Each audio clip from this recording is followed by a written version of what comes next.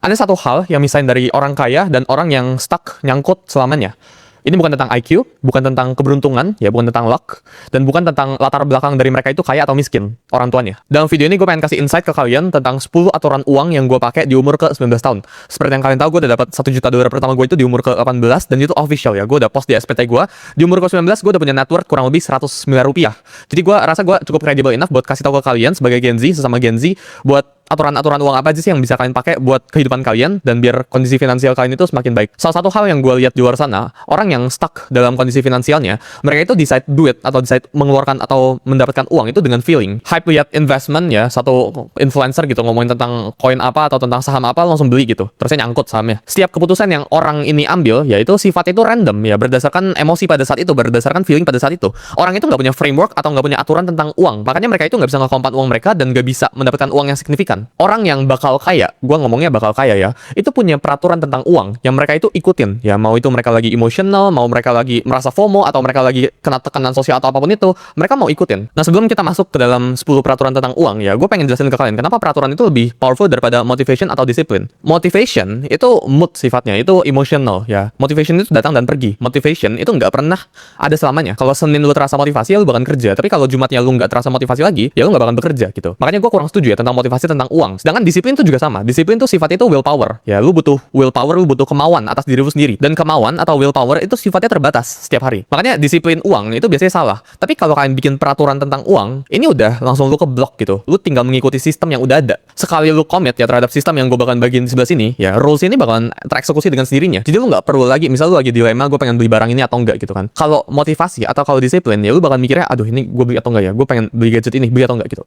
Ini masih abu-abu. Ya, ini butuh willpower, buat lu nggak beli. Aduh gue pengen makan ini atau enggak ya. Ya, itu butuh willpower. Tapi rules itu sifatnya itu sistem, berbeda sama motivasi, berbeda sama disiplin. Lu nggak butuh willpower buat ngelakuin ini, lu nggak butuh emotional atau nggak butuh motivasi untuk ngelakuin hal ini. Langsung aja kita masuk ke peraturan pertama. Earn before you save, save before you invest, and invest before you speculate. Ini urutannya itu harus sama. Gak boleh lu speculate dulu sebelum lu melakukan investasi. Lu gak boleh berinvestasi dulu sebelum lu saving up dulu. Lu gak boleh save up dulu sebelum lu cari uang, sebelum lu earn. Mayoritas Gen Z itu langsung skip ke tahap 3 atau 4 ya. Langsung skip ke invest atau spekulasi. Orang itu belum punya uang tabungan ya, belum punya dana darurat, belum punya penghasilan, langsung aja terjun gitu, langsung investasi atau spekulasi. Lu seharusnya mulai berinvestasi hanya ketika income lu itu stabil. Bukan ketika lu dapat duit dari uang jajan orang tua atau sesuatu masih gak stabil, earn-nya ini masih belum stabil, tapi lu udah mulai berspekulasi. Lu udah mulai cari meme coin di luar sana atau cari saham gorengan yang bisa naik 1000% gitu. Apakah salah ya buat mencari saham yang bisa naik 1000%, 2000%, 100x gitu, meme coin dan sebagainya? Jawabannya enggak pernah salah. Tapi kalian tuh harus urutannya harus bener ya. Lu harus earn dulu, harus punya penghasilan dulu yang tetap, yang bener, yang stabil, yang konsisten. Terusnya lu baru save ya, lu bikin dana darurat, lu taruh dulu duit lu ke safety funds ya, taruh ke deposito dulu, taruh ke reksadana dulu, yang returnnya itu di bawah 10% intinya. Setelah lu save, baru mulai berinvestasi. Investasi ini berbeda dengan spekulasi. Investasi ini sifatnya returnnya itu condong stabil. Lu taruh ke BCA, lu taruh ke indeks kita, IHSG, lu taruh ke S&P, Bitcoin gitu. Baru lu berspekulasi, ya baru cari altcoin, ya baru cari saham gorengan, ya baru cari meme coin yang bisa naik 100x gitu. Jangan dibalik urutannya. Dan masing-masing pilar ini itu harus kuat sifatnya ya. Jadi kalau earn lu atau kalau penghasilan lu ini masih di bawah 5 juta, ini peraturan. Kalau penghasilan lu masih di bawah 5 juta, lu jangan masuk ke invest dulu. Ya, lu perbesar dulu earn-nya. Karena ini kayak urutan. Kalau earn lu ini besar, ini ke akhirnya juga bakal besar. Lu save-nya bakal makin besar, ya ketika lu earn-nya makin besar, lu invest-nya juga bisa makin besar. Ketika lu earn-nya itu lebih besar. Lu nggak boleh invest, pendapatan dari invest ini lebih besar daripada earnings-nya. Nggak usah kita ngomong urusin spekulasinya dulu. Ketika lu masih belum selesai dengan earnings lu. Bahkan anak Gen Z, gue lihat di luar sana, itu belum dapetin income dari manapun. Itu modal duit jajan dari orang tua atau dapat duit sekali, duit 2 kali atau apa, pinjam duit sana sini gitu ya. Langsung masuk ke investasi sama langsung masuk ke spekulasi. Kalau kalian tanya ya, gue pribadi juga kayak gitu. Ya, gue di umur ke-14an dulu ngedesain ya, gue cari earnings dulu gitu ya, gue nggak langsung investasi, nggak langsung spekulasi gitu ya. Terus saya gue tabung dulu di dalam bank gue sampai berapa puluh juta, pas itu numpang dari rekening orang tua. Setelah itu baru gue mulai berinvestasi. Pada saat itu gue investasi apa? Gue investasi ke BCA. Jadi urutannya itu nggak langsung gue lompat. Yang kedua ya, bedakan make you sama become you. Beli aset yang bikin lu, bukan yang lo udah jadi. Setiap rupiah yang kalian keluarkan, ini either bisa bikin diri lu itu semakin valuable sebagai aset, make you smarter dengan apa? Lu ikut courses di luar sana, lu beli tools, ya lu beli buku, lu beli devices yang bisa bikin lu lebih produktif, lu cari mentor, lu nge-build up skill di luar sana. Ini yang make you sifatnya ya, yang ngebuat lu lebih pintar, yang nge-nurture lu. Spending uang tuh lebih baik harusnya ke sini gitu. Instead of you become. You become ini apa? Ya lu beli jam tangan mewah, lu beli mobil mewah gitu ya. Ini bukan berarti nggak boleh, ini nanti. Aset yang make you ya, ini buat diri lu itu nge-compound ya. Identity lu itu semakin naik ya, semakin lu beli itu semakin lu jadi pintar, semakin lu punya value atas diri lu gitu. Memang awalnya itu terdengar membosankan ya, lu ngebeli courses gitu, lu beli skill ya, lu beli tools, lu beli apapun itu nggak semenarik yang lu beli jam tangan mewah atau yang Become You. Tapi yang Become You ini ujung-ujung ini bakalan lu perlu refresh terus. Ya misal gue baru beli gadget tahun ini, gue beli gadget HP harga 100 juta contoh yang latest hot misal. Tahun depan bakalan ada HP lagi 100 juta. Jadi gue perlu nge-refresh ya, gue perlu beli barang lagi tahun depan gitu. Tapi yang ini aset yang yang jadiin lu ini nggak bakalan lu perlu refresh kayak gimana pun itu. Justru bisa menghasilkan in the long term. Sedangkan yang satunya ini ya, ini bakalan jadi depresiasi buat keuangan lu. Selalu spend uang ke aset yang bisa menjadikan diri lu itu sebagai individu yang lebih baik. Ini manfaatnya lu bisa terima selamanya ya, bukan sekedar lu beli HP ya lu happy sementara, tahun depan lu harus spend uang lagi buat beli HP yang terbaru lagi, iPhone yang terbaru lagi gitu. Selalu spend uang ke ilmu ya, ke tools, ke akses, ke network ya, ke events. Lu beli apapun itu yang bisa bikin diri lu itu semakin valuable, lu semakin ngerti terhadap suatu hal, lu ikut kelas, lu ikut courses, lu beli tools yang bisa bikin diri lu semakin produktif. Selalu spendingnya itu ke arah sana. Nah, aturannya ini kayak gimana sih ya? Dari 100% ya, gue pribadi selalu spending buat fun ya, atau buat yang Become You itu ya, misal gue beli jam tangan, gue beli mobil dan sebagainya gitu ya, atau hal-hal yang gue pengen iseng-iseng, itu di bawah 5% sifatnya. Jadi kalau misal gue dapet 100 juta ya, aturan uang gue itu gue cuma bakal pakai 5 juta buat yang fun-fun kayak gitu aja ya, buat aset yang you become gitu. Sedangkan aset yang make you, aset yang bisa bikin diri gue semakin pintar, itu gue nggak pelit-pelit ya, bahkan 95%-nya pun nggak apa-apa. Gue nggak ada ceiling, gue nggak ada maksimalnya gitu. Yang pasti gue minimum harus spend, gue diwajibkan untuk spend untuk bikin diri gue itu semakin pintar setiap bulannya dengan aset yang gue ada, dengan income yang gue dapetin setiap bulannya. Jadi either gue beli kelas, gue beli skill, gue ketemu orang, gue bayar untuk ikutin event-event apapun itu ya, pokoknya gue beli apapun yang bisa bikin otak gue itu semakin pintar berpikirnya. Atau gue beli tools ya, AI itu gue beli sampai puluhan juta ya setiap bulannya, biar gue bisa ngerti aturan uang yang ketiga, yaitu income type. Itu lebih penting daripada income amount. Ini penting banget ya, mayoritas dari orang ya itu ngejarnya itu angka. Mereka itu nggak pikirin angka ini berasalnya itu dari mana. Income 10 juta per bulan, recurring sifatnya, berulang, itu jauh lebih berharga daripada kalian dapat one time fee 50 juta. Karena recurring sifatnya itu predictable, sifatnya itu setiap bulan lu udah tahu ya, ini lu bisa tebak gitu. Tapi one time payment itu sifatnya itu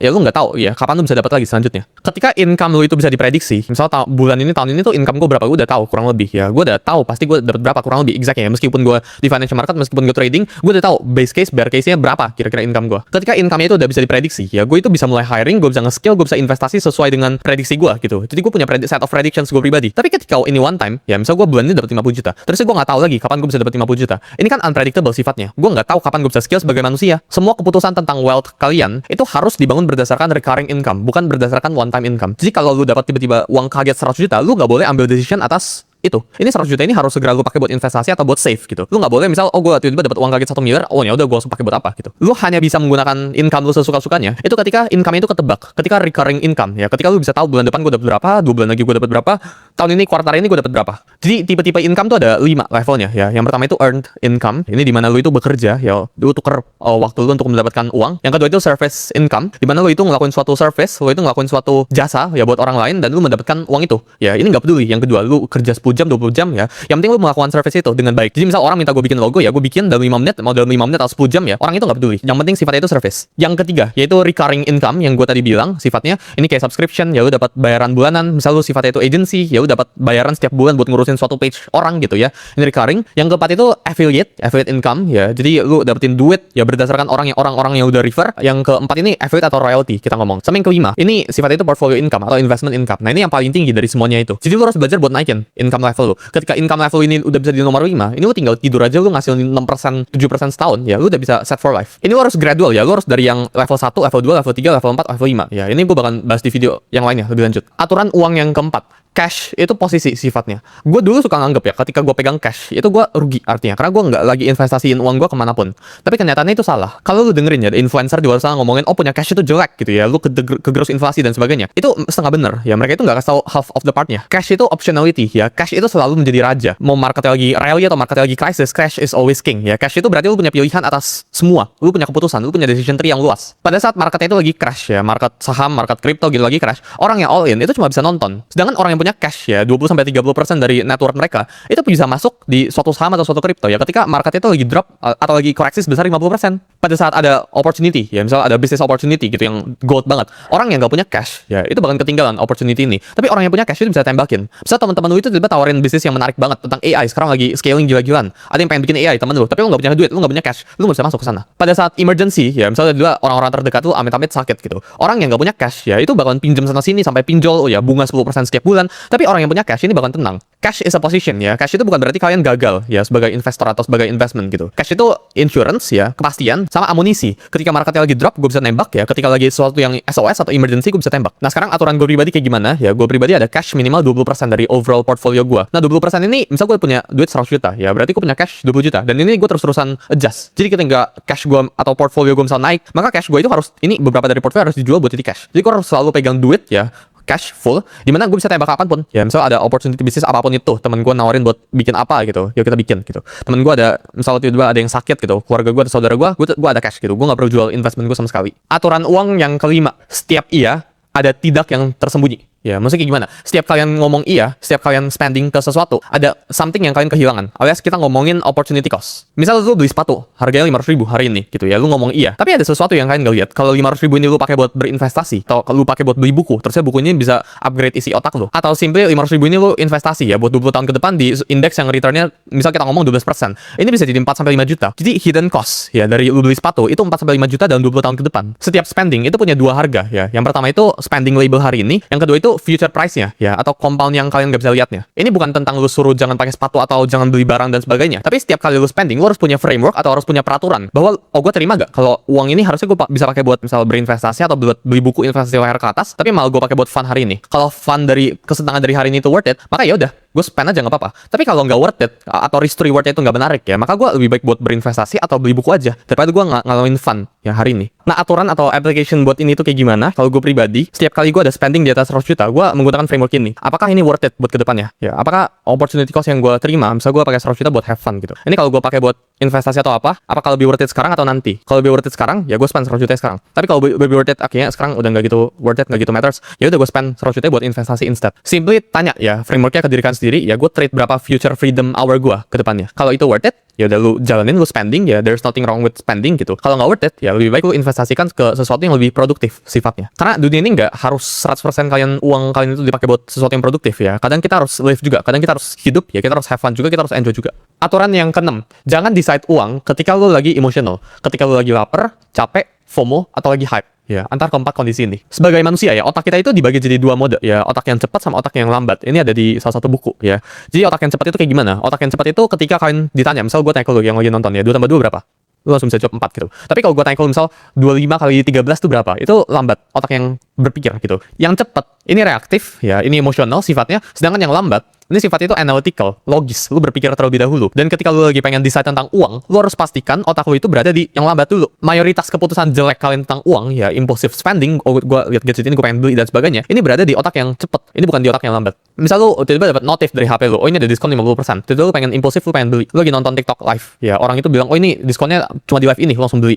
Oh ini cuma buy one get one, cuma di hari ini juga, lu beli gitu. Ini otak yang cepet. Ya, sedangkan otak yang lambat, lu bisa tunda dulu 24 jam. Lu lihat, oh misalnya ini ada apa laptop atau ada gadget yang gue pengen banget gitu. Gue tunggu dulu 24 jam, gue biar otak gue itu nggak decide-nya itu di bagian cepatnya. Pokoknya semua decision gue tentang uang, ya spending uang itu harus berada di bagian lambat. Lu lihat ada saham yang naik kenceng gitu, ada influencer tadi gue rekomendasiin saham, lu langsung beli. Itu berada di bagian cepat. Ya, tapi kalau lu bisa tunggu dulu, ya lu analisa dulu, ya lu hilangin dulu semua biasnya. Ini berada di bagian lambat. Jadi pastikan ya, ketika kalian lagi pengen spending tentang uang, ini berada di sisi lambatnya, bukan di bagian otak cepatnya. Nah, practical advice itu apa ya? Ketika kalian lagi pengen melakukan suatu spending, biasanya itu gue tunggu 24 jam. Ya, jadi kalau misalnya gue pengen spend sebesar 100 juta gitu contohnya, gue tunggu dulu 24 jam, gue lihat dulu apakah ini impulsif, apakah ini masuk ke bagian otak cepat. Kalau setelah 24 jam atau setelah 1 minggu, pokoknya frameworknya itu lu harus tunggu gitu. Ya dalam waktu yang cukup lama. Kalau setelah itu gue masih mau, ya berarti ini emang logis. Ya berarti ini emang analytical. Ini bukan impulsif, ya ini bukan ceroboh. Aturan uang ke-7, investasi terbaik di umur ke-19 yang gue pelajarin, itu cuma ke diri kita sendiri. Itu bukan ke Bitcoin, itu bukan ke saham yang gorengan 1000% yang bisa naik berapa ribu persen dan sebagainya. Itu ke diri kita sendiri. Mayoritas investment di umur ke-19 itu semuanya jelek, ya kecuali diri kita sendiri. Ini aturan yang semua orang itu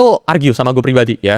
Orang-orang influencer tuh bisa ngomong, oh ini lu invest ke saham ini, masukkan ke kripto ini gitu. Tapi sedikit sekali yang ngomongin investasi ke diri kalian sendiri. Misal ya, lu ada duit 10 juta contohnya. Lu lebih pilih A, ya, lu investasi ke saham apapun itu di luar sana, atau lu ke B, ya, lu beli kelas, lu beli tools apapun itu yang bisa hasil lu income, kedepannya recurring income dari sebelah sini bisa lu pakai buat berinvestasi lagi. Ini selalu lebih jauh lebih bagus dibandingkan yang B. B ini selalu lebih bagus. Kenapa? Karena umur itu advantage yang kita punya. Ketika misal kita yang nonton ya masih muda, kita masih Gen Z, advantage salah satu yang kita punya itu bukan uang, itu waktu dan energi. Kita punya waktu dan energi lebih baik daripada orang-orang yang udah umur 40 atau 50-an itu. Jadi kita harus manfaatin apa yang kita punya. Kita bukan malah kita punya uang, kita pakai lagi untuk mendapatkan lebih baik uang. Itu memang hal yang seharusnya lu lakuin gitu. Tapi yang seharusnya lu lakuin ya lu tanamin ke diri lu, karena advantage yang kita punya ya ketika kalian masih Gen Z, itu kalian punya energi yang banyak sekali dan kita punya waktu yang banyak dibandingkan orang-orang yang udah umur 40 atau 50. Orang yang udah tua, tanda kutip ya, umur 40 50, mereka itu punya uang, tapi mereka nggak punya energi dan mereka nggak punya waktu. Kita Gen Z biasanya itu nggak punya uang, tapi kita punya waktu dan kita punya energi. Jadi kita harus trade. Untuk mendapatkan uang kayak gimana? Ya kita harus tuker either waktu kita atau energi kita. Aturan uang yang ke-8. Lihat diri kalian 5 tahun ke depan ya. Hargain diri kalian seperti kalian 5 tahun ke depan, bukan seperti sekarang. Ini penting banget ketika kalian lagi pengen freelance atau jual service atau apapun itu. Baik banget orang di luar sana bilang, "Oh, gue harus kerja gratis dulu" dan sebagainya. Ya itu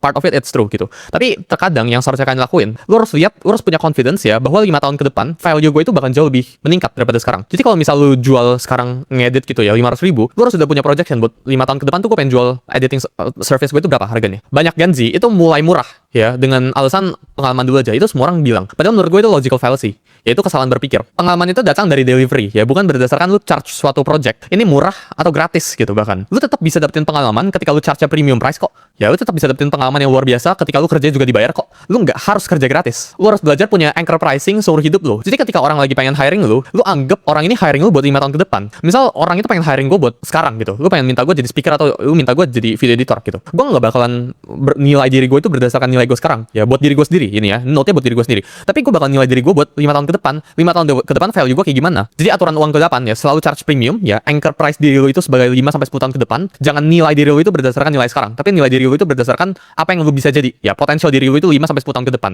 Lu either kerja gratis atau lu kerja dibayar premium. Ya, lu jangan nowhere in between. Lu bisa aja kerja gratis terus tetap deliver, lu juga bisa ya kerja premium dibayar premium terus juga tetap deliver. Karena pengalaman itu bukan datang dari kalian kerja gratis. Lu tetap bisa kok ya dapetin uang ya plus dapetin pengalaman. Pengalaman itu bukan didapetin gara-gara kalian kerja gratis sama orang. Aturan uang nomor 9 ya, sebelum $1 juta pertama, your network ya itu lebih penting daripada your net worth. Network itu koneksi ya, koneksi kalian itu lebih penting daripada kekayaan kalian sebelum $1 juta pertama. Menurut gua di bawah threshold tertentu ya, network lu atau kenalan lu ini jauh lebih penting daripada berapa baik uang yang lu punya. Ketika lu belum punya $1 juta ya, lu bisa aja punya 500 juta di rekening lu. Tapi kalau lu nggak ada kenalannya, kalau lu nggak ada networknya, lu nggak bisa dapetin deal 500 juta. Susah sekali buat lu dapetin deal 500 juta. Dengan punya satu hubungan yang benar, lu bisa dapetin uang 500 juta. Ya, jadi network lu itu jauh lebih penting daripada network lu sebelum $1 juta pertama. Lu bisa aja ya punya skill yang jago banget, ya lu paling jago ngedit video tapi nggak ada yang kenal lu. Lu harus belajar buat market diri lu. Karena ketika lu punya skillnya tapi lu nggak punya networknya, ini nowhere sense, nggak ada gunanya. Lu harus belajar buat nge-leverage, kayak gue bilang. Lu belajar buat nge-leverage apa yang lu punya. Ya, lu belajar buat menjual diri lu, yaitu dengan cari networknya. Ya, jadi sebelum $1 juta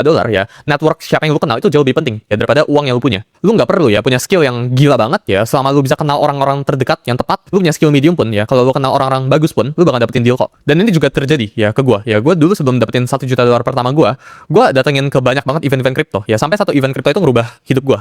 Itu pada saat itu Bitcoin Pizza Day. Ya, gua datengin salah satu event exchange dan gua kenalan sama beberapa orang-orang. Sejak saat itu ya, gara-gara gua kenal deket sama satu orang ini, ya gua jadi masuk ke podcast dia dan gua jadi di-reach out sama beberapa orang-orang besar dan gua bisa land a deal ujung-ujungnya. Ya, itu secara singkat holistic growth-nya. Jadi network kita itu bisa ngerubah hidup kita meskipun kita nggak punya skill yang signifikan. Terkadang ya priority kita itu harusnya bukan ngebangun skill yang mentok ya, tapi kita harus juga nge-market diri kita itu yang bener. Karena kalau kita ngomong ya, chef-chef di luar sana ya itu dibayar miliaran ya, dibayar ratusan juta buat masak. Tapi di luar sana ya, kalian tahu gak ada chef yang jago masak juga tapi dibayarannya juga sama. Kenapa? Karena network mereka itu beda, media mereka itu beda, landscape mereka itu, leverage mereka itu beda. Jadi practical things to do-nya apa? Jangan fokus ke uangnya dulu, love what you do pertama, sama cari orang-orangnya, belajar punya networknya. Biasanya network ini bisa datang dengan sendirinya kalau lu punya media ya, kalau lu punya personal brand ya. Jadi bangun personal brand dan network ini bakal datang dengan sendirinya. Aturan uang ke-10, beli kebebasan bukan status. Jangan pernah beli status ya, selalu beli kebebasan. Bebas itu selalu lebih enak daripada status. Status itu something yang kalian harus recur, yang something yang harus kalian maintain. Ketika misal gue beli iPhone terbaru tahun ini ya, tahun depan Apple rilis HP baru, ya gue terpaksa harus beli Apple lebih baru lagi, iPhone lebih baru lagi.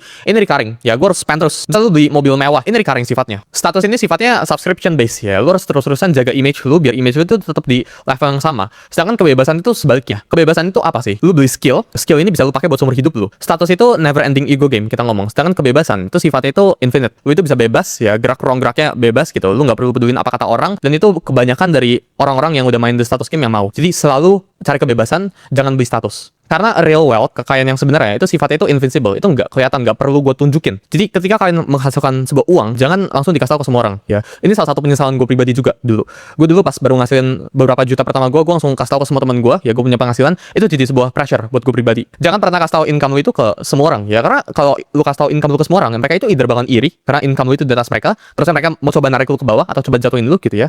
Atau mereka yang kedua, mereka nggak peduli aja, ya karena mereka di atas lu, atau envy, ya envy sama iri actually sama gitu. Jadi jangan pernah kasih tahu income lu ke semua orang, karena sejak lu kasih tahu semuanya itu berubah, semuanya itu jadi ada pressure. Setiap kali lu pergi jalan makan, orang itu expect buat bayarin lu, karena mereka itu income-nya tuh lebih kecil daripada lu, makanya mereka expect buat udah bayarin lah lu. Yang seharusnya kalian pamerin itu adalah skill kalian bisa ngapain, lu bisa kerjain apa, prestasi lu, apa yang lu udah pernah kerjain, dan bukan uang. Uang itu hal terakhir yang lu bisa pamerkan. Jadi dari 10 aturan yang gue baru bagiin dalam video ini, ya gue yakin kalian yang nonton belum nggak inget ya nomor 1, nomor 2, nomor 3 apa gitu ya, lu nggak bisa tell 10-10-nya apa. Jadi buat kalian yang belum ingat, nonton lagi dari awal dan pastiin buat diterapin ya kehidupan kalian. Terapin aturan, karena disiplin itu susah, tapi aturannya itu sifatnya itu sistem. Ya gue baru aja bagiin dulu framework atau sistem yang kalian bisa langsung pakai.